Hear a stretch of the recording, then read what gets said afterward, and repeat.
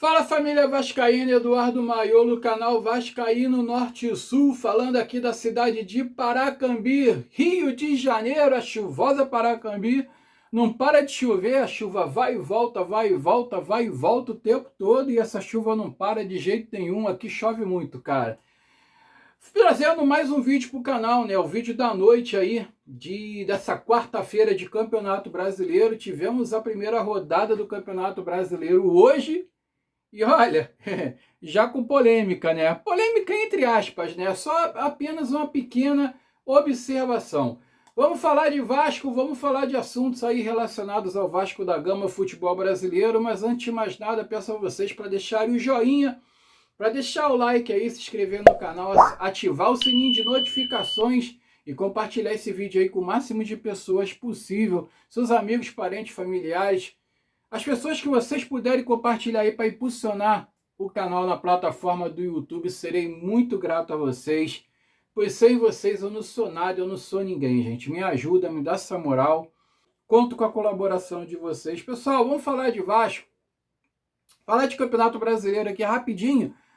Tivemos aí a partida entre Urubu e Internacional, terminou 1-1, né? O Urubu teve um pênalti lá depois no segundo tempo.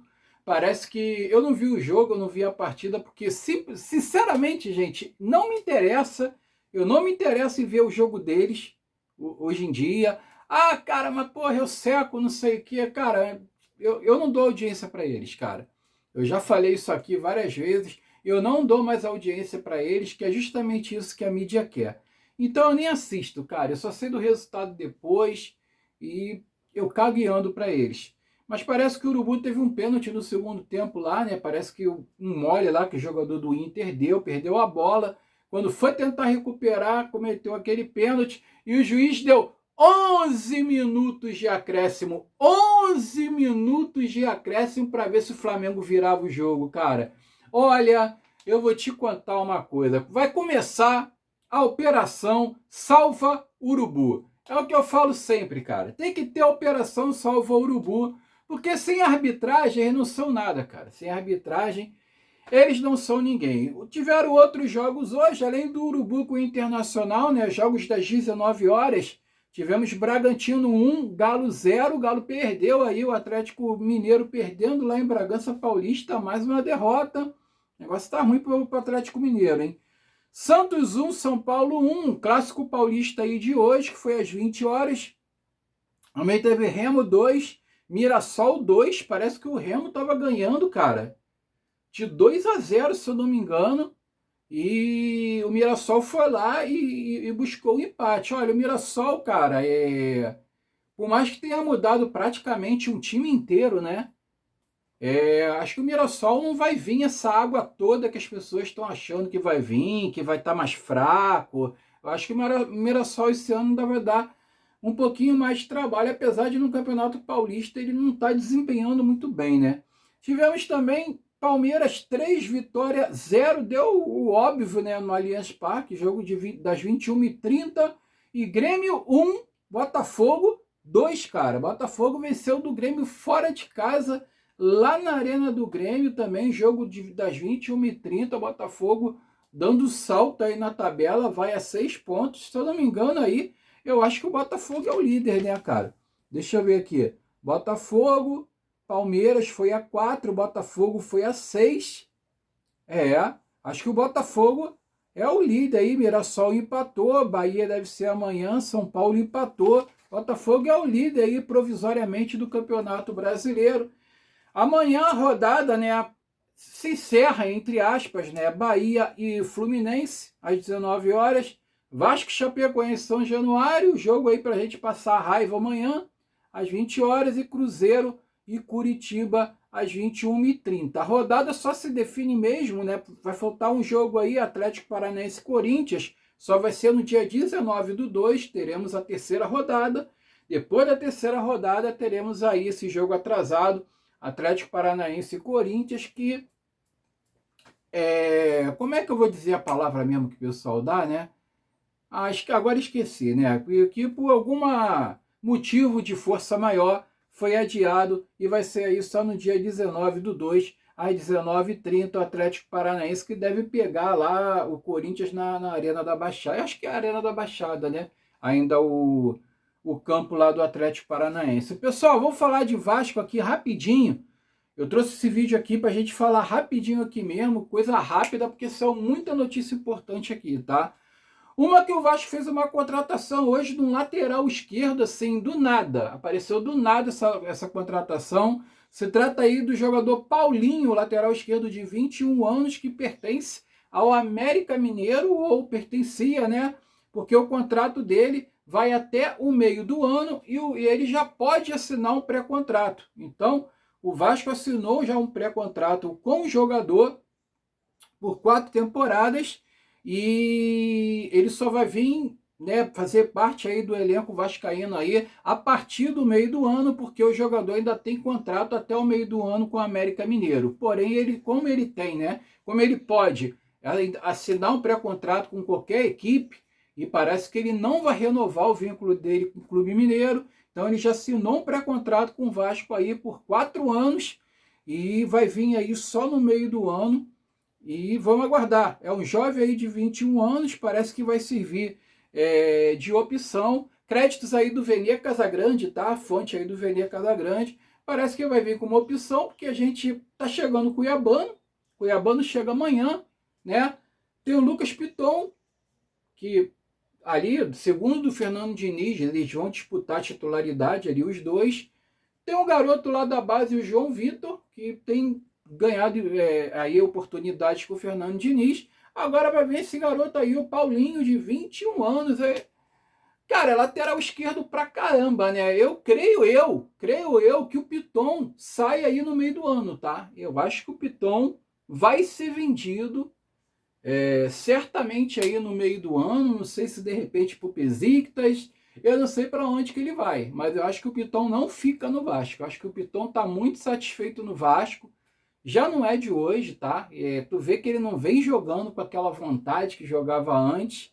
Eu acho que o Piton, até o meio do ano, vai embora, porque 4 laterais esquerdos, o Vasco está precisando de cabeça de área, cara. O Vasco está precisando de cabeça de área para ontem.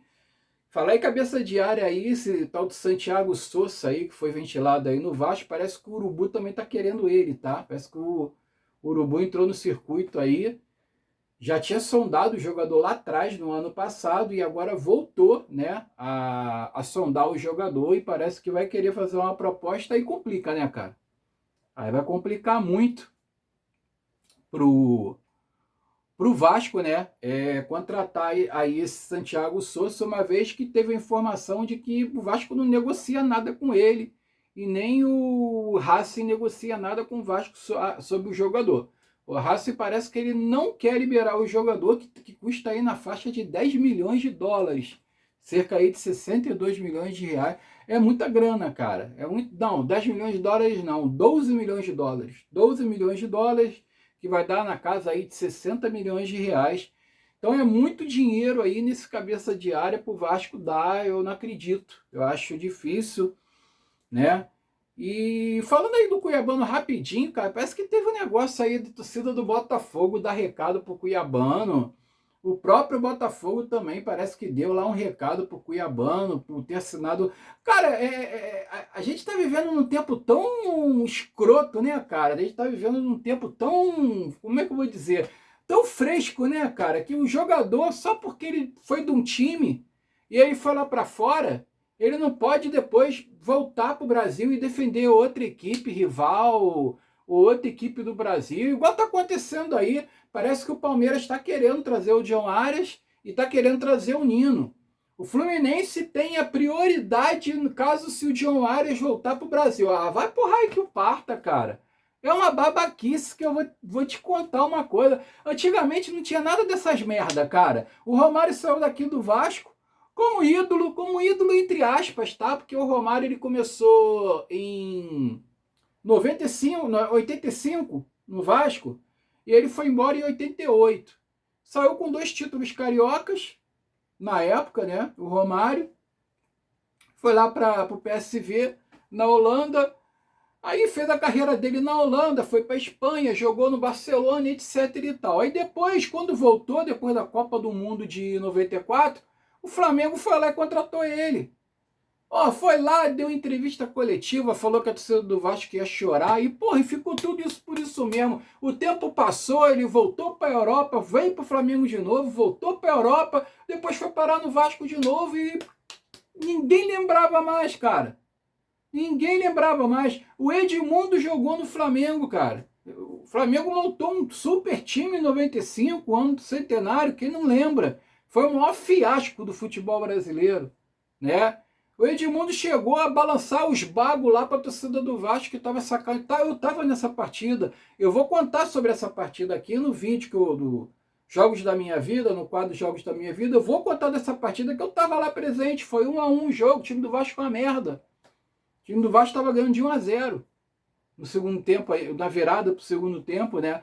Aí o time voltando para o segundo tempo, a torcida do Vasco começou a sacanear o Edmundo, ele balançou os bagos lá para a torcida do Vasco. E aí, hoje se diz vascaíno. Jogou no Vasco, foi campeão brasileiro, caralho, a 4. Não tinha essas frescuras, não. Ah, o Cuiabano assinou com o Vasco. Não pode. Dá recado. Pô, vai pra puta que te pariu, cara. Eu, hein? Que palhaçada. Ah, o Nino não pode ir pro Palmeiras, não. O negócio é quem dá mais dinheiro, filho. O negócio é quem dá mais dinheiro, que chega com grana. Saiu do clube, meu irmão, não tem mais vínculo nenhum. John Arias não tem mais vínculo nenhum com o Fluminense. Nino não tem mais vínculo nenhum com o Fluminense. O Cuiabano também não tinha mais vínculo nenhum com o Botafogo, meu irmão. Ele pode vir para onde ele quiser. Ah, vá pra merda, cara. É uma palhaçada que eu vou te contar. Pessoal, falar do jogo Vasco e Botafogo domingo, clássico aí do Campeonato Carioca, vai ser em São Januário, tá? Bateu o martelo lá, a Ferj, a PM aceitou. Os ingressos começarão a ser vendidos amanhã, às 11 horas da manhã. Então, São Januário vai receber o Clássico da Paz aí. Clássico da Paz não, né? Clássico da Paz é Vasco e América, né? Na verdade, ali, o clássico em preto e branco, onde as duas torcidas ali são tranquilas, não acontece tantos entreveros. Pessoal, o PH não vai para a partida de amanhã, tá? Continua fora, como eu trouxe no vídeo curto. Diz que é o problema no pé esquerdo. A gente não sabe, tem gente falando que o PH está vendido, né? E o Matheus França também não foi relacionado mais uma vez. Créditos aí do Atenção Vascaínos, parece que o Matheus França já era, tá, gente? Parece que o Matheus França vai deixar vencer o contrato dele no meio do ano, para ele voltar lá para o Crystal Palace, porque o Vasco poderia mandar ele empacotado, né, para presente agora, o Crystal Palace. Só que o Vasco vai ter que continuar pagando o salário dele, e o jogador vai estar lá. Então não vai adiantar nada, o Crystal Palace não vai aceitar pegar o jogador de volta com antecipação e arcar com as custas do jogador. Então a gente vai ter que aguentar essa bomba. A possível escalação para o jogo de amanhã, olha só, preste atenção. A provável escalação divulgada pelo GE, tá, amiguinhos? A provável, para o pessoal que fala que eu espalho fake news, que eu falo merda, né? A provável escalação para amanhã: Léo Jardim no gol, Puma Rodrigues, Carlos Cuesta, Robert Renan, Piton na lateral esquerda, Barros, Thiago Mendes, Andrés Gomes, Coutinho, Nuno Moreira, Brenner ou Rojas. Puta merda, cara. Brenner ou Rojas? Por que Brenner ou... Cara, o Coutinho, o Diniz, ele pretende escalar o Rojas no ataque como centroavante, é isso? Olha, mais uma vez lembrando, provável escalação, tá? Não sei se vai ser essa. Chega na hora, é tudo diferente, tá? Provável escalação do Vasco. Brenner ou Rojas no ataque. Cara, aí é que eu falo para você. Tem tanta discussão lá sobre Coutinho, cara, no grupo que eu faço parte lá. Eu já tô até cansado de falar sobre esse assunto. De Coutinho, não. Tanta discussão de Fernando Diniz que eu já tô até cansado de falar desse assunto. Tem os defensores do Fernando Diniz que acham que, porra, que são jogadores que estão de sacanagem, que não estão jogando porque não querem, que o jogador não pode escutar um grito que é cheio de merda hoje em dia, que todo técnico grita. A gente tenta explicar pro cara o básico, o que pode estar acontecendo dentro do clube. Eu não estou falando que eu tenho certeza, estou falando o que eu acho que esteja acontecendo dentro do clube, né? É que os jogadores estão insatisfeitos com o sistema, com o esquema de jogo do Fernando Diniz, cara. Ninguém está aceitando mais. Ninguém. E um desses caras, um desses jogadores, é o Felipe Coutinho. É o Felipe Coutinho. Aí tem gente falando, querem derrubar o cara. Porra, estão querendo fritar o cara, não sei o quê. Um desses jogadores é o Felipe Coutinho, isso se ele não estiver encabeçando, tá? Felipe Coutinho, Puma, talvez o PH, que não foi relacionado de novo, não sei porquê, tá? Agora pode ser o Nuno Moreira, que ficou puto com o último episódio, talvez não jogue com a mesma disposição, né? Tá jogando fora da posição dele, todo jogo. Então, cara, só que é o seguinte, foi o que eu falei, aquele esporro que o Nuno tomou do Coutinho no jogo contra o Mirassol, aquele que o Nuno, porra, eu cismei com o Coutinho, caralho, aquele esporro que o Nuno tomou do Fernando Diniz no jogo contra o Mirassol, era pro Coutinho. Era pro Coutinho. Ele falou, o Coutinho não volta para pegar a bola. Ele foi claro, o Coutinho não volta para pegar a bola, não está voltando para pegar a bola. O Nuno entrou de gaiato, que ele respondeu, pô, mas eu não fiz nada. Tu não fez nada mesmo. Aí ele descontou em cima do Nuno. Entendeu? Descontou em cima do Nuno. Agora, o Fernando Diniz, ele não tem culhão para barrar o Coutinho e nem para falar com o Coutinho dessa maneira, porque ele vai entrar no embate, cara, com o Pedrinho, cara, com o presidente. Porque quem trouxe o Coutinho foi o Pedrinho. E o Pedrinho atendeu todas as reivindicações do Coutinho para vir jogar no Vasco, que era trazer o Alex Teixeira junto com ele e o Souza, né? O Vasco foi lá e contratou os dois mesmo sem jogar porra nenhuma. Então, cara, o Diniz, ele bota o galhozinho dele dentro, cara, porque ele sabe que o ambiente para ele não está bom dentro do clube, entendeu? O ambiente para ele não está bom. Então, ele não tem o culhão de barrar o Coutinho e botar ele no banco. Porque senão ele tinha, cara, que barrar esses jogadores, Coutinho, Piton, né? Que já estão querendo derrubar ele, né? Não estão jogando de sacanagem para tentar derrubar ele. Então, cara, bota esses caras no banco, porra. É simples assim.